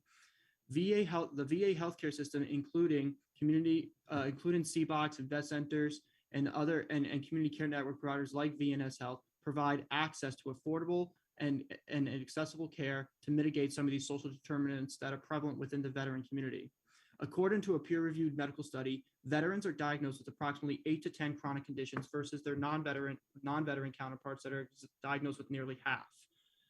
For the thousands of veterans VNS Health has cared for over the years, health literacy has been a major need. Most veterans simply do not know what VA health benefits they are eligible for and how those benefits work in conjunction with Medicare, Medicaid, or their private insurance benefits. Veterans also do not realize that they can receive care with the support from the VA with their Time community. expired. Thank you for your opportunity to provide this testimony, and we appreciate the City Council's leadership on veterans issues and our ongoing efforts and partnerships. Thank you so much. Thank you, Joseph, and thank you again for your testimony and patience. I appreciate it. Thank you. Thanks. Next, we'll call on Kimberly Moore to testify. You may begin when the sergeant starts your clock. Starting time. Thank you to Chairperson Holden and the Committee on Veterans for the honor and privilege of testifying before you today. My name is Kimberly Moore, Director of Care Cafe at Yeshiva University's Wirtz Weiler School of Social Work. Care Cafe is a citywide initiative that brings mental health services to vulnerable populations. Our students and faculty have pioneered a targeted model of embedding Care Cafe programs in local community institutions to provide mental health services tailored to specific constituencies, including vulnerable populations, Holocaust survivors, veterans, immigrant populations, and school-age children. Over the last year, many questions emerged about how and why veterans are not connected to medical services and other veteran-specific programming. Our findings have been that the low enrollment in veteran services was due to the many challenges with navigating the complex social systems, nuances around eligibility due to discharge status, long wait times, and feelings of distrust and resentment for some. In an effort to mitigate this, a pointed effort by many veteran services and community-based programs was initiated with the goal of re-strategizing around how to connect veterans to care effectively. Earlier this week, Care Cafe celebrated June's social awareness theme, Men's Health Month. Our invitation to collaboratively partner for the street outreach activity to the Vet Center's Veteran Outreach Program Specialist, Damian Guzman, served with us to engage veterans and their families on the spot to inquire about their needs, supports, and introduce the variety of available services for veterans. Standing together, a Veteran Services Program representative and a team of social workers provided several consultations and received direct requests for help from veterans to connect them to medical services and preventive services with a resounding theme of relief. One veteran explained that he has been having the same mental health challenges with depression for the past 15 years post-discharge from service and wants to work and cannot seem to move forward. After having a stroke 2 years ago and still experiencing neurological symptoms today, while not connected to medical care, another veteran indicated, "I was on my way to the store, but I saw the veteran table here, and I realized that the time was now. I had questions. I am just happy that I was able to walk up and actually speak to a person." Since connecting with these veterans, both have followed up with the Care Cafe program, and we will have one-on-one support up to and including referrals for a health educator, assisting with scheduling appointments for specialty care, and linking them together for opportunities for healthy socialization. So to answer the question, how do New York City veterans access healthcare? The answer is with hand-over-hand approach, increased visibility, the strength of diversified linkages, and the increased frequency and utilization of non-traditional settings for direct outreach, such as faith institutions, community-based programs, and academic institutions.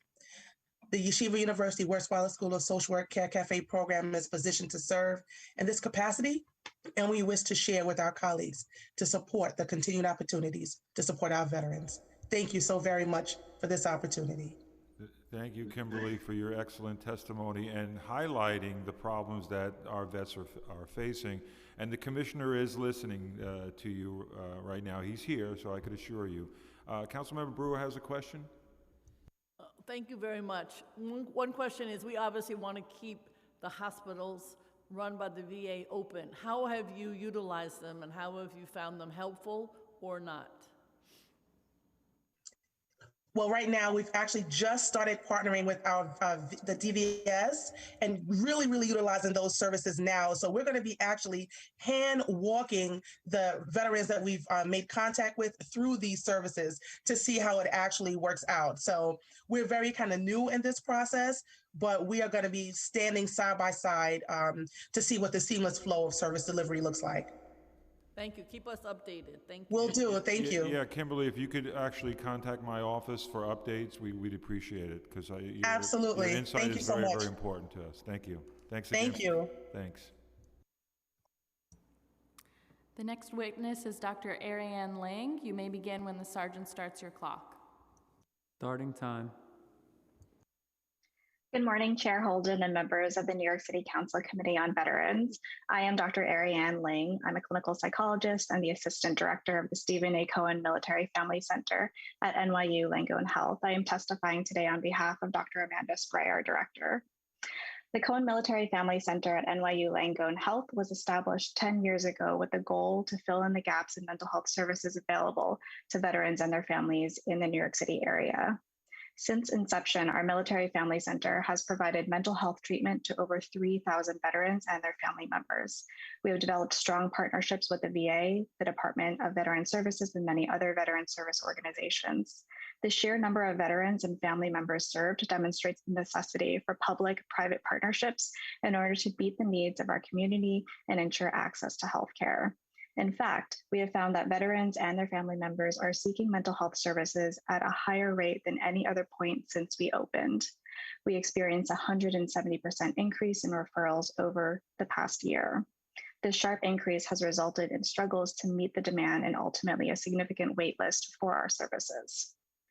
Mental health is an essential component of the health and well-being of our veterans and military families, and as such, we see it as imperative that the DVS prioritize veterans' mental health by supporting their community partners who provide mental health treatment to veterans. The department has worked hard to connect veteran community to determine their needs in both before and throughout the pandemic. DVS does not provide any services to veterans directly. Rather, they serve as a bridge, which often results in referrals to our center and other essential services in the community. And while DVS always refers to our community partners to provide specific services that the veterans are seeking, they do not provide direct funding for these services. Direct funding support from DVS would ensure that these essential services provided by community partners, which DVS relies heavily upon to support the veterans, can continue. This is particularly important now when the need for mental health services are higher than ever before across the veteran and military family community. Veterans and their families seeking mental health services, and it's imperative to ensure that they can access these needed services. Our center is equipped to work together with the community to address the ever-growing needs of the veterans and their families, and we hope that the council will further invest in the veteran population to ensure that we're not leaving veterans and their family members behind. Thank you again for the opportunity to testify today. Thank you, Dr. Ling, for your testimony. And I'd like you to, again, if you can contact my office so we can talk more about the funding part of it, we'd like to know about it. And certainly anything we could do for veterans, we'll try to work on. And any improvements, I'd like to hear from your office also as to how we can get better in providing services for our veterans. Thanks again for your patience and for your testimony. Thanks. Absolutely, thank you. Our next and final panel will be Peter Kempner, Dan McSweeney, and Dondi McKellar. Peter Kempner, you may start when the sergeant starts your clock. Time starts now. Thank you. Good morning. My name is Peter Kempner, and I'm the legal director at Volunteers of Legal Service, also known as VOLS. In addition to my duties as legal director at VOLS, I also founded and supervised the VOLS Veterans Initiative. I also created and teach the Veterans Justice Clinic at New York Law School. I sit on the New York City Bar's Committee on Military and Veterans Affairs. I'm a member of the New York State Bar Association's Veteran Committee, and I co-chair the New York Legal Services Veterans Working Group. In addition, I've held many past positions focused on the civil legal needs of low-income veterans in New York City. The core work that the Veterans Initiative here at VOLS does for veterans is the drafting and execution of life planning documents. We do last wills and testaments, powers of attorney, healthcare proxies, living wills, and other advanced directives. Prior to the COVID-19 outbreak, the VOLS Veterans Initiative conducted a free weekly legal clinic at the Manhattan VA Hospital, where we provided free civil legal services to low-income veterans age 60 and over. After the crisis shut down the VA hospital to outside visitors, we moved our services online and launched a legal hotline for low-income aging veterans. Despite the move away from in-person clinics at the VA hospital, we maintained close ties to the social workers and other staff at the VA. They are a critical connection between the VA's patients and providers who serve the veteran community. VOLS is not the only legal services provider that maintains close ties to Brooklyn and Manhattan VA medical centers. Many of our fellow providers also recognize the importance that these facilities provide as a touch point between veterans facing legal challenges in addition to their medical needs. The social workers at the VA hospitals embody the holistic view that the best way to help veterans includes physical, psychosocial, and economic determinants. As a legal services provider, we often rely on referrals and assistance from the staff at VA hospitals to provide services. Recently, we were contacted by a veteran whose daughter received our information from a VA social worker. He's a 97-year-old World War II veteran who had been hospitalized at the Manhattan VA and was about to be transferred to a rehabilitation facility. He needed Medicaid to help cover the costs of home care, but he was unable to complete the forms by himself, and his daughter's hands were tied without a power of attorney. His daughter lived in Las Vegas and had been desperately calling service providers, but none were able to make the hospital visit to meet with him. We informed her that if we got the information, we'd be able to be at his bedside within 2 days, and we prepared that power of attorney to execute. When we arrived at the hospital, our partners on the VA social work staff informed him that he was about to be transferred to the rehab facility. We rushed down to his room with 2 VA social workers in tow to act as witnesses and arrived at the same time as the ambulance crew.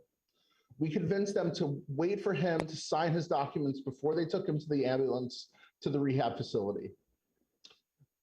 we would not have been able to do this without this staff at the VA hospital and the social workers.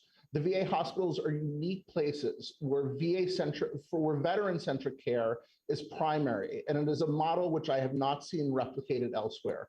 While the VA is not always perfect, I have no doubt that the over 200,000 veterans who call New York City home will lose a significant service if the Manhattan and Brooklyn VA hospitals were to close. Thank you to the sponsors of Resolution Number 130, and we support your calls to halt the closures of the Manhattan and Brooklyn VA medical centers. Thank you for allowing us to submit this testimony today. Thank you, Mr. Kepner. By the way, it's great to see you again, and thanks for all that you do for our veterans. And it's a very important. And by the way, are you still meeting with them one-on-one personally? You're not doing it online anymore, right? Or you are? You do both? We're doing both. We're not back in the center on a regular basis like we were pre-pandemic, but we will meet veterans in person, whether it's in our office or senior centers or at their hospital beds in the VA hospital. Yeah, so it's so important the service you offer for our veterans who are older and that maybe don't have a computer or don't know how to navigate the system.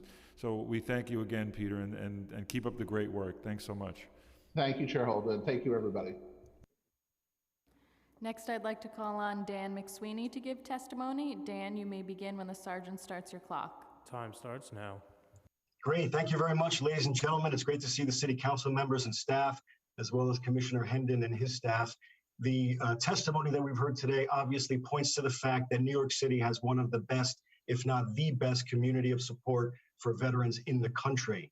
The VA medical centers in Brooklyn and Manhattan are absolutely essential elements of that support network, and I am dumbfounded that they would be proposed to be closed. I have personal experience with the VA Medical Center in Manhattan because back in 2010, I suffered from a deep vein thrombosis and almost died without the care I received immediately by putting into the ICU at the 23rd Street Hospital. There are over 200,000 veterans in New York, as we know. I'm dumbfounded by the idea that they would even consider closing either or both of these facilities. So that's the first thing to say. The second thing to say is the idea of adding veterans committees at each of the community boards is a no-brainer. This is where the rubber meets the road when it comes to policy making and implementation and developing relationships in New York City. Veterans should be formally represented in the community boards. That's really all I have to say. I appreciate the fact that attention is being paid to these critical issues, and I want to thank everybody for your service. Dan, thanks so much for your testimony and lending your voice to the battle to not close these hospitals. But your personal story is very, very important, and we need to hear from more veterans who certainly want to keep the hospitals open, and how important the hospitals are to your, certainly your health. So we thank you again, Dan, and again, please keep in touch with us because your voice is very, very important to hear. Thank you. I just want to say I second that, of course, Dan McSweeney. This is a gentleman, Mr. Chair, who is active in his community, both for Veterans Affairs and also just community-wide. So he's a hero in our neighborhood. Thank you. Last on this panel, I'd like to call Dondi McKellar. You may begin when the sergeant starts your clock. Time starts now.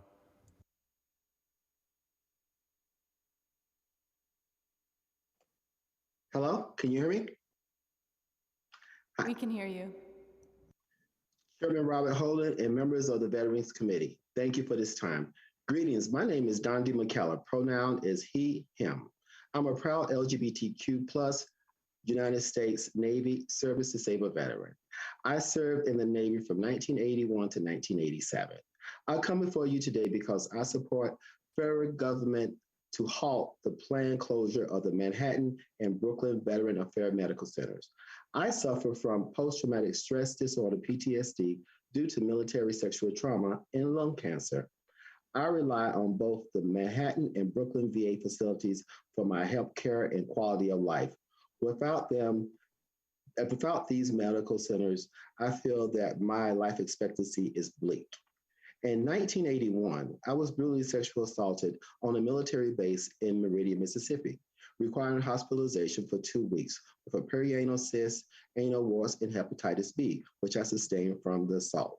At 19, I was naive and thought that the bumps that was around my rectum was hemorrhoids, which I was told after the assault. I applied Preparation H given to me by medical personnel. I finished in 1985 with my active duty portion of my enlistment.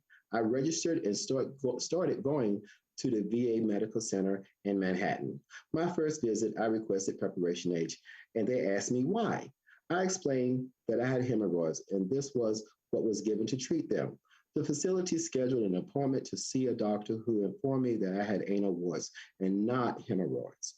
The Preparation H was not the treatment for this condition. Had them surgically removed in 1987 after undergoing treatment for 2 years at the facility.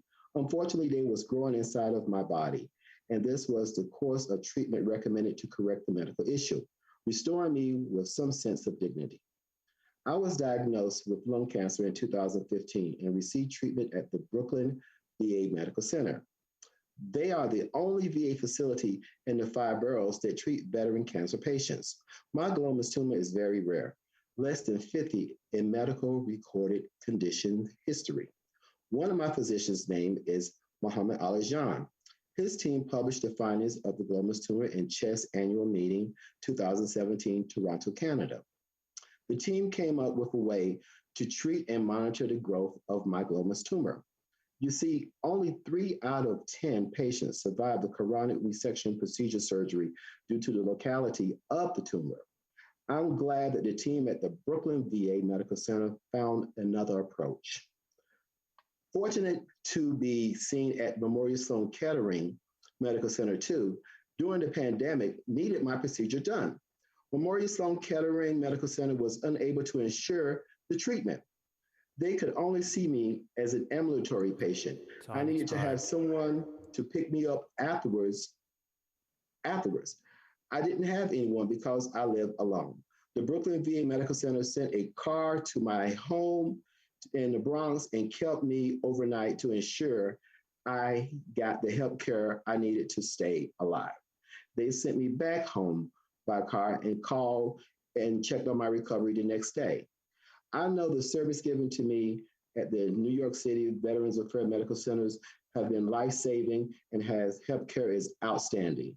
The environment is set up so you can receive a variety of helpful information to assist you when you transition to civilian life.